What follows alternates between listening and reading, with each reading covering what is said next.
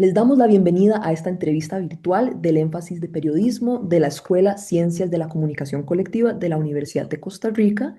Somos Rebeca Arce y Marisol Aguilar, estudiantes del curso de Introducción al Periodismo 2025, y hoy conversaremos con el periodista costarricense Luis Felipe Arce, quien ha trabajado para BBC, CNN y Telemundo sobre los retos y oportunidades de la industria del periodismo. Con su autorización, esta actividad está siendo grabada para eventualmente ser compartida en plataformas estudiantiles. Luis Felipe Arce es costarricense, estudió química en nuestra universidad y fue docente de esa área antes de seguir su pasión por el periodismo. Inició en la BBC, donde trabajó 6 años. Luego pasó a la emisora internacional financiada por el gobierno federal de Estados Unidos, La Voz de América, dando cobertura a noticias actuales y científicas. Actualmente trabaja como periodista en la cadena de televisión hispana Telemundo. Su trayectoria por cadenas internacionales le ha permitido tener una amplia visión sobre el ecosistema noticioso actual. Entonces, ahora vamos a pasar a las preguntas. En primero, usted pasó de la química al periodismo. ¿Cómo ha combinado esos conocimientos y considera recomendable tener una segunda carrera junto con el periodismo?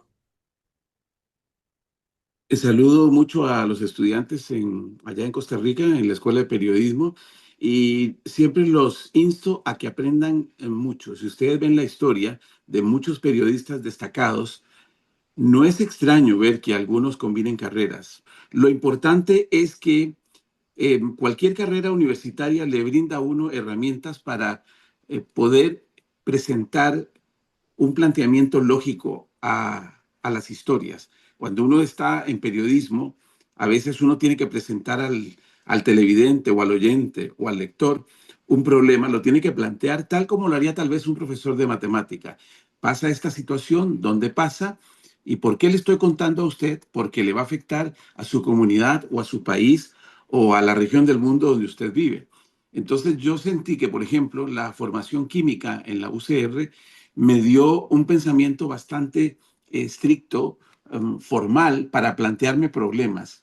Y luego, cuando tenía mis prácticas de laboratorio, una cosa importante cuando uno está en laboratorio es presentar los resultados del trabajo y, por supuesto, un reporte científico tiene su estructura. Y eso me ha ayudado a lo largo de la carrera de periodismo. El gobierno estadounidense cerró La Voz de América y está en proceso de desmantelar otros medios públicos.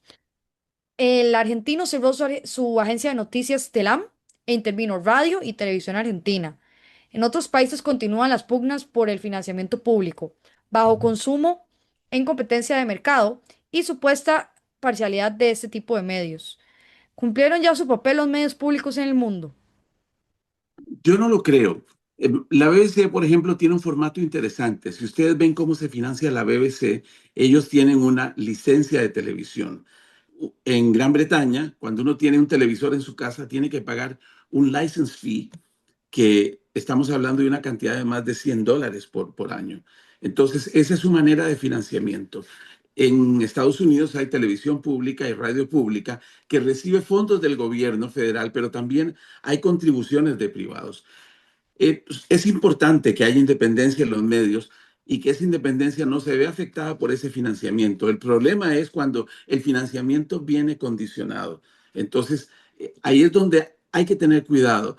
Los gobiernos deben tener ética a la hora de financiar los medios, pero eso no significa que influyan en su línea editorial. Y uno de los ejemplos más claros es la BBC de Londres, donde la BBC es un ente totalmente imparcial y cuando se trata de criticar al gobierno, lo hace. Un ejemplo muy claro, cuando fue la guerra de las Malvinas, cuando la BBC informaba del conflicto entre argentinos y británicos, no decía nuestros soldados británicos se enfrentan a los argentinos, no, ellos daban editorialmente se planteaba la situación como este es un conflicto entre soldados británicos y argentinos. Nunca decían nuestros soldados británicos. Y eso le dio mucha confianza a los argentinos. Muchos argentinos seguían el desarrollo de la guerra a través de la BBC, o sea, escuchando una radio británica. Ok. Sí, eso es una cuestión que no teníamos insumos de alguien que realmente haya estado en la BBC para saber cómo eran estos mecanismos internos, pero ya esto nos revela un poco más al respecto. Bueno, ahora en CNN, Su rol como editor de noticias incluía determinar si una noticia tenía relevancia para la región. Entonces, ¿qué criterios se utilizaban para determinar esto? ¿Cómo ha influido su visión de latinoamericano en la definición de noticiabilidad para la BBC, CNN y Telemundo? Bueno, los medios de comunicación tienen que hacer un balance entre informar con la verdad, hacer información relevante para la audiencia y mantener un buen rating. Entonces, en CNN era muy importante ver a qué hora se emitía el noticiero. Era muy importante ver, bueno, a esta hora nuestra mayor audiencia está, por ejemplo, en el Cono Sur. Entonces, como editor de noticias, uno veía cuáles son las informaciones que más van a interesar al Cono Sur en ese momento. A veces, por ejemplo, en Costa Rica uno siente lo que pasa en el Medio Oriente no es tan importante, pero ¿saben qué? Sí lo es, porque desgraciadamente cualquier conflicto en el Medio Oriente influye inmediatamente en el precio de la gasolina. Y el precio de la gasolina afecta todo lo que es transporte y eso influye en el costo de los productos que nosotros tenemos que consumir. Claro, todos estamos conectados y los medios nos ayudan a cerrar esas brechas internacionales.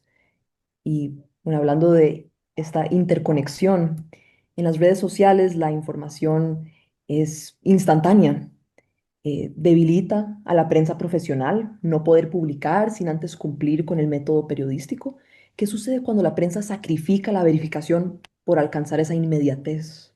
Bueno, ahí es donde se ve la seriedad del medio, porque es muy fácil reaccionar con rumores, con chismes. Ejemplo claro, ¿cuántas veces en las redes sociales no han matado a personas importantes como Chespirito o cantantes muy conocidos? La importancia, la responsabilidad de los medios de comunicación es filtrar todo eso, ver las fuentes. Si uno ve en CNN o en ABC o en Telemundo, donde sea, que, por ejemplo, un personaje famoso ha muerto, lo primero que hace un medio responsable es ponerse en contacto con el representante de ese artista, ver las redes sociales de ese artista y recién ahí uno puede empezar a atribuir información. Bien, ahora hablando de todo esto sobre las redes sociales, ¿le han exigido las cadenas de noticias seguir algún código de comportamiento o usted decide cómo gestionar sus propias redes sociales? ¿Es obligatorio tener presencia activa en redes para alcanzar el éxito en la industria? Es muy importante tener presencia, pero una presencia responsable. Nosotros en cualquier medio tenemos que ser responsables y seguir las normas de conducta y estándares editoriales de la compañía. Le voy a dar un ejemplo. Cuando uno trabaja en cualquier empresa grande y trabaja, por ejemplo, con datos muy delicados, encuestas internas, en un día de elecciones, cuando uno maneja esa información sensible, uno no puede ponerla en las redes hasta que toda la cadena, como un todo, y Ujú. entonces para eso tienen un departamento de normas editoriales, dice, dentro de tantos minutos vamos a ir al aire con esta información y ustedes ya la pueden promover en sus redes. Es muy importante no ir al aire, como les digo, con rumores o con información que todavía no ha perdido el embargo. El día de mañana, cuando ustedes sean periodistas y la Casa Presidencial o la Asamblea Legislativa les dé alguna información importante y les dice en la primera línea del documento, esto está embargado hasta tal hora, ustedes tienen que respetar ese embargo, porque si ustedes no respetan ese embargo, a partir de ahí van a perder la credibilidad como periodistas y nunca más les van a compartir ese tipo de información delicada. Perfecto. Bueno, ahora que nos está contando esto sobre eh, las competencias y el perfil que tiene que tener un aspirante al periodismo, nos gustaría que profundizara un poco más en qué perfil profesional deberíamos desarrollar como estudiantes para ser prospectos, para trabajar en una empresa internacionalmente. Bueno, una cosa que no hemos tocado todavía es el tema del balance editorial de una nota. Porque cuando uno tiene una información, obviamente uno tiene que responder las cosas básicas. ¿Dónde pasó esto? ¿Cómo pasó? ¿A quién está afectando? Cuando uno informa, por ejemplo, como sobre el tema de las inundaciones de Texas, tiene que decir dónde pasó, porque es un estado inmenso. Lo primero que uno tiene que señalarle al televidente o al lector o al oyente responsablemente es, mire, esto está pasando en tal zona de Texas. No crea que es todo el estado, no crea que Texas está cubierto por agua. Es en esta zona central y bueno, le tengo los números. Han fallecido tantas personas, hay tantos desaparecidos. Cuando uno está haciendo una nota política, es muy importante dar el balance, porque si usted no consigue a los protagonistas de la noticia mostrando las distintas caras de un hecho, de un análisis, lo primero que hace el televidente es decir, ese es un periodista sesgado. Es muy importante cuando ustedes hacen un tema, siempre salir a la calle y pensar, cuando yo regrese con mi nota a mi editor, yo le tengo que mostrar a mi jefe o a mi jefa, mire, yo hablé con tal persona, yo hablé con tal persona, tengo la cobertura global del hecho, adelante. ¿Cuánto me asigna para esta nota? ¿Qué procedimiento se utiliza para verificar información de última hora, teniendo que trabajar con periodistas que reportan desde muchos lugares? ¿Cómo gestionan las zonas horarias y los roles del workflow de redacciones digitales y Sí, globales?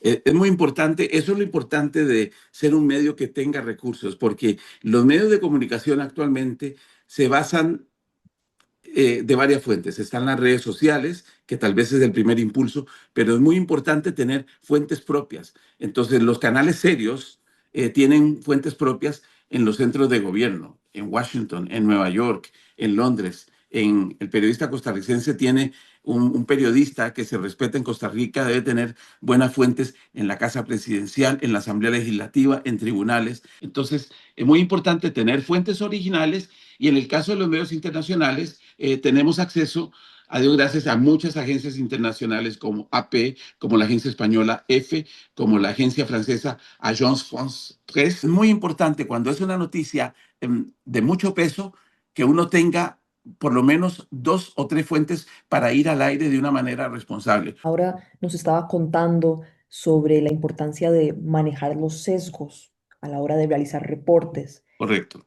Y esto es algo que no sé si tuvo que afrontar especialmente en su trabajo como intérprete. Ya, bueno, en el caso de la interpretación en vivo, cuando uno hace interpretación simultánea, no hay manera de hacer una verificación de datos de lo que dice una persona como el presidente Trump. Cuando uno está en vivo, uno simplemente dice lo que el funcionario está diciendo, pero la responsabilidad del medio de comunicación debe ser si el presidente o el primer ministro o quien esté hablando, el portavoz de la Cruz Roja, da un dato incorrecto o una información imprecisa, es responsabilidad del medio. Después de que sale del evento en vivo, es responsabilidad del medio, a través de sus presentadores y periodistas especializados, hacerle la aclaración al televidente. ¿Qué enseñanzas para su vida personal le han dejado todos estos años de trayectoria?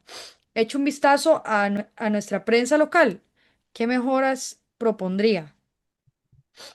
Yo he sido muy afortunado, bendecido, porque mi trabajo me ha llevado a vivir en Londres. También trabajado en Washington. También trabajé 3 años en Chile con la televisión nacional. Y con CNN he trabajado en Atlanta, en Miami, y ahora con Telemundo estoy trabajando aquí en Miami. Entonces, es muy importante tener una perspectiva global, no pensar que tratar de ponerse en los zapatos de la persona que está recibiendo la información. ¿Qué es importante? ¿Cómo lo afecta en el día a día?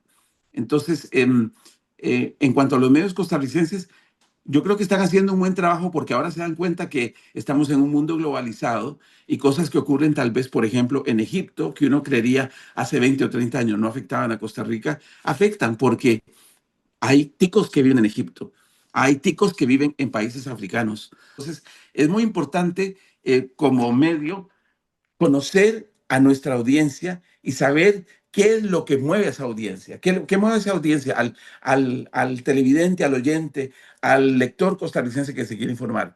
Le mueven las informaciones deportivas, el espectáculo, muy importante temas relacionados con la economía familiar y también las cosas internacionales que le pueden afectar al país. Ese tipo de cosas las tenemos que tener muy presentes cada vez que escribimos una información y Mm. en lo que les digo, la otra cosa, tener en clave, tener muy claro cuál es la audiencia objetivo para que uno use el lenguaje adecuado, el lenguaje medido y responsable para poder captar esa audiencia y vuelva a conectar con nosotros. Y muy importante, mantener la credibilidad.